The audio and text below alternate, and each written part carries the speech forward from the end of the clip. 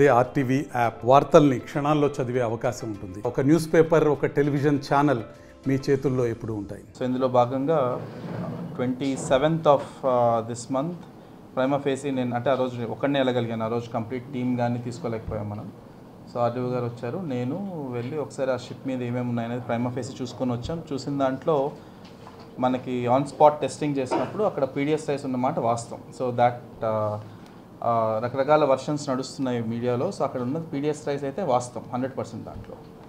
ఆ PDS rice supply చేసిన vendor ఎవరు, ఆ వెండర్ సంబంధించి మనం ప్రీవియస్లో బ్యాంక్ గ్యారంటీ ఏమైనా ఇచ్చినట్టువి ఉన్నాయేమో అని చెప్పి ఆ రోజు నేను కూడా అనుమానం వ్యక్తం చేశాం. మనం బయటకు వస్తూనే మనం కోర్టు నుంచి వస్తూనే బ్యాంక్ గ్యారంటీ ఇచ్చినవి ఉండొచ్చేమో. సో అది ఒకటి వెరిఫై చేసుకోవాలనుకున్నాం. సో ఆ వెరిఫికేషన్కి సంబంధించి నెక్స్ట్ 2-3 డేస్లో మనం ఒక మల్టీ డిసిప్లినరీ టీం అంటే కంప్లీట్గా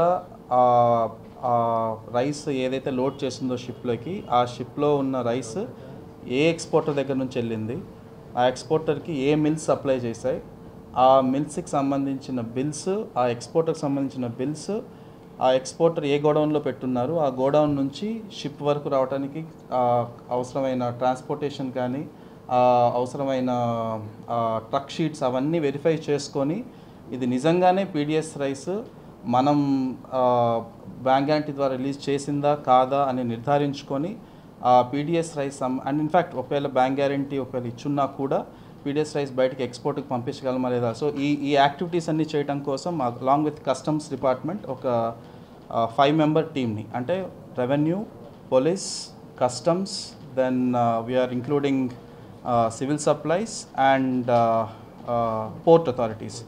సో ఈ 5 డిపార్ట్మెంట్స్తో కలిపి ఒక టీం ఫామ్ చేయడం జరుగుతుంది.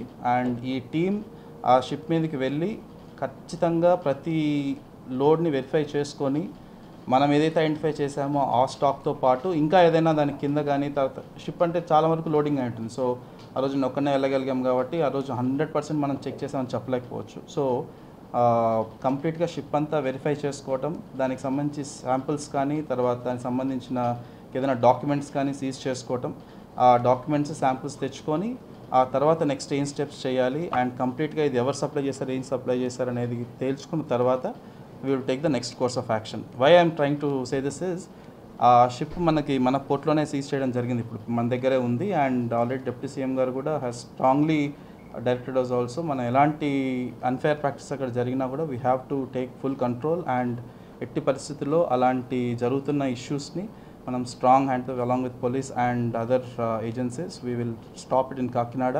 అండ్ దాంట్లో మొదటి స్టెప్ కింద ఆ షిప్లో ఉన్న కంప్లీట్ స్టాక్ని మనం అనలైజ్ చేసి దాంట్లో ఏదైనా మనకి 100% అది మనకి డైవర్ట్ అవ్వకూడదు స్టాక్ అక్కడ ఉంది, మన పీడిఎస్ రైస్ స్మగుల్ అవుతుందని చెప్పి ప్రూవ్ చేస్తూనే దానికి చట్ట ప్రకారం మనం ఏ యాక్షన్ తీసుకోవడం జరుగుతుంది.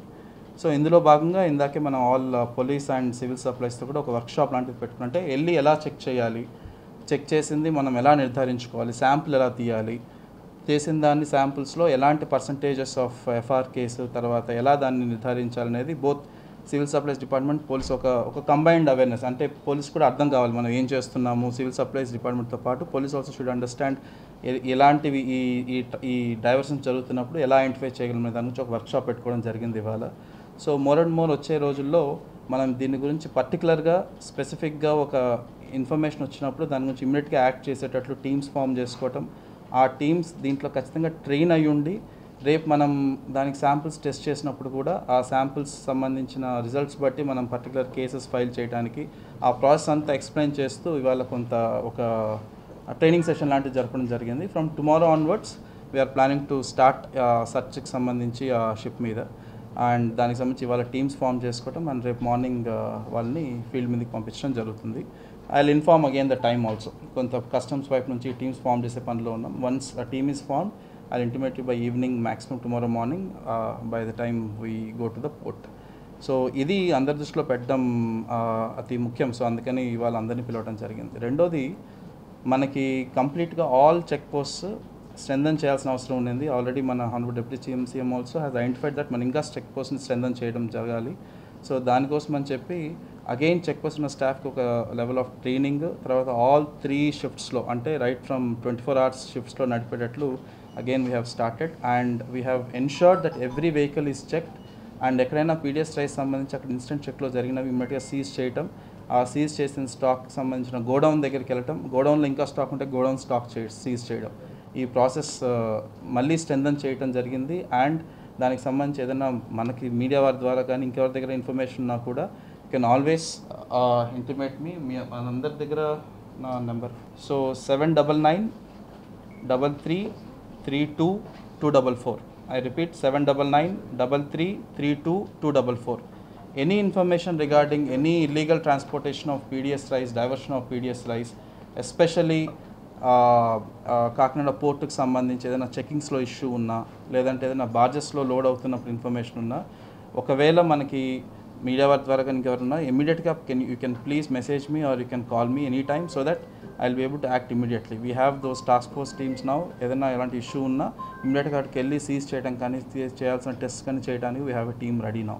సో ఇలాగ అంచెలంచెలుగా మనం we're trying to address this menace. అంటే కాకినాడ సంబంధించి ఈ ఏదైతే ఈ పీడిఎస్ రైస్ సంబంధించి ఉన్న ఈ what do you say menace, ఈ బ్యాడ్ కల్చర్ ఏదైతే ఉందో regarding the smuggling of PDS rice, దాని మీద మా వైపు నుంచి 100% విత్ ఫుల్ ఫోర్స్ ఇవాళ నుంచి మనం స్టార్ట్ చేస్తున్నాం. అండ్ ఆల్రెడీ దానికి సంబంధించిన ప్లానింగ్ చేసుకోవడం జరిగింది లాస్ట్ 2-3 డేస్లో. And this is what we wanted to tell through you to every one. And I request SP గారు మాట్లాడుతున్నారు. స్మగ్లింగ్ కేంద్రంగా ఆ రకంగా చిత్రీకరణ జరుగుతుంది. ఇప్పుడు మీరు అక్కడ కార్మికులు ఉన్నారు, బిజినెస్ పీపుల్ ఉన్నారు, డ్రైవర్లు, రకరకాల ఆధారపడి ఉన్నారు. ఎట్లా మీరు దీన్ని కోఆర్డినేట్ చేస్తూ ఈ విచారణ చేస్తారు? సో మీరన్న పాయింట్ ఏంటంటే బేసిక్గా మనం ఇవన్నీ చేయడం వల్ల అక్కడ బిజినెస్ తగ్గుతుంది అనేది మీ ఉద్దేశం. బట్ నేను ఐ చెక్ లాస్ట్ 4-5 డేస్లో ఆ ఇష్యూ రేజ్ అయినప్పటి నుంచి మనం ఒక 100 టన్స్ ఎవ్రీ మంత్ పంపిస్తాం. ఫర్ ఎగ్జాంపుల్ పంపిస్తాం అనుకోండి, 100 టన్స్లో రకరకాల రైస్ ఉంటుంది. It's only not white rice, అంటే రా రైసే కాదు, బ్రోకెన్ ఉంది, తర్వాత దాంట్లో పార్బాయిల్డ్ ఉంది. 100% పీడిఎస్ రైస్ ఒకవేళ మనకి పోతుంది అనుకున్నా పక్కన పెట్టినా there is sufficient stock which port can transport so that మన వాళ్ళకందరికీ ఉద్యోగాలు తర్వాత అవన్నీ ఇబ్బంది లేకుండా చేయగలిగేంత స్టాక్ ఉంది మనకి. ఇప్పటికీ పార్బాయిల్డ్ రైస్ ఇవంతా మనం ఎంతైనా మనం ట్రాన్స్పోర్ట్ చేయగలిగే అవకాశం ఉంది, డిమాండ్ ఉంది బయట. సో పీడిఎస్ రైస్ తీసేసిన మాత్రాన వాళ్ళకి ఉద్యోగాలు పోతాయి అనేది కాదండి. నేను చూశాను క్వాంటిటీస్ కూడా, that is sufficient quantity. Special officer ఎప్పుడు వచ్చే అవకాశం ఉంటుంది? Government I'm waiting for the government orders చూస్తున్నాను.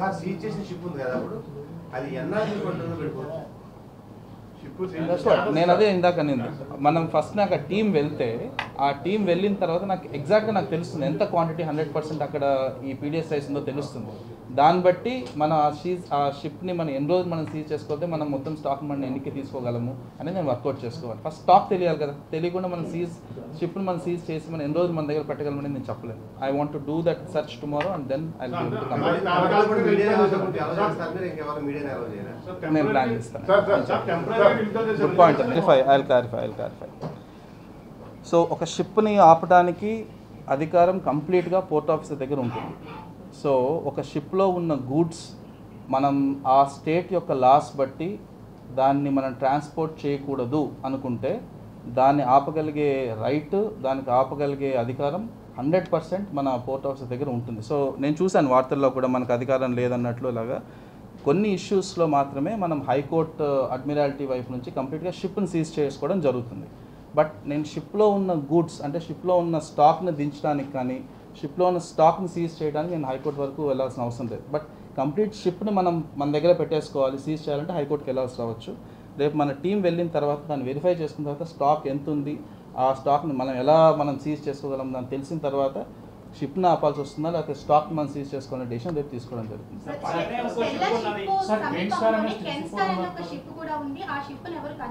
చెక్ చేసామమ్మా already. It's all parboiled rice as of now. నేను చూశాను ఆల్రెడీ. అది పార్బాయిల్డ్ రైస్ అంటే బాయిల్డ్ రైస్. సో బాయిల్డ్ రైస్లో మనకు పీడిఎస్ రైస్ ఉండే అవకాశం ఉండదు.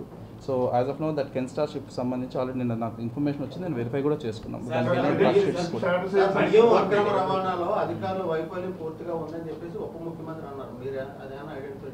సో వాస్తవం అండి, కొంత నా వైపు నుంచి అంటే మా డిస్ట్రిక్ట్ అడ్మినిస్ట్రేషన్ వైపు నుంచి కూడా చెక్ పోస్ట్ని ఇంకొంచెం బలవంతంగా ఇంకొంచెం స్ట్రెంథన్ చేసి ఉండాల్సింది. కొంచెం తప్పు అంచనా వేసి ఉండొచ్చు, లేకపోతే ఒక పాయింట్ ఆఫ్ టైంలో మనం ఆ పోర్ట్ ఆపరేషన్స్ అఫెక్ట్ అవ్వకూడదన్న థాట్లో కొంత మనం రిలాక్స్ అయిన మాట వాస్తవం. సో దానికి మన ఈరోజు వీ హ్యావ్ సీన్ ఎంత వాల్యూ ఆఫ్ స్టాక్ మన దేశం వెళ్ళిపోతుందో. సో అందుకని సంబంధించి again with full commitment we're again strengthening the check post and you will see the difference. మరిన్ని వీడియోస్ కోసం ఛానల్ ని సబ్స్క్రైబ్ చేయండి. లేటెస్ట్ అప్డేట్స్ కోసం వాట్సాప్ ఛానల్ ని ఫాలో అవ్వండి. అండ్ లింక్ డిస్క్రిప్షన్ లో ఉంది.